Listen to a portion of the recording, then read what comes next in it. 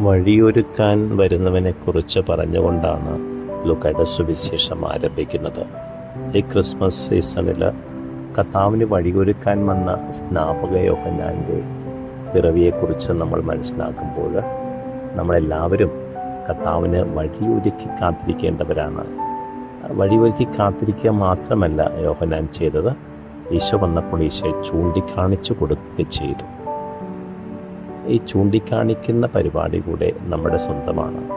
ദൈവത്തെ മറ്റുള്ളവർക്ക് കാണിച്ചു കൊടുക്കാനും സ്വന്തം ജീവിതം കൊണ്ട് അവനായി വിശാല വീതി ഒരുക്കുവാനും ഒരു റെഡ് കാർപ്പറ്റ് വിരിക്കുവാനുമുള്ള വിളിയാണ് ഓരോ ക്രൈസ്തവനുമുള്ളത്. ഈ വിളിയെ നിനക്ക് ഗൗരവമായി എടുക്കാമോ? ഒരു യോഹന്നാൻ മാന്താനിയായി കർത്താവിന് വഴിയൊരുക്കുകയും നിന്റെ ഹൃദയത്തിലേക്ക് അവനെ സ്വീകരിക്കുകയും മറ്റുള്ളവർക്ക് ചൂണ്ടിക്കാണിച്ചു കൊടുക്കുകയും ചെയ്യാമോ? ആമേൻ.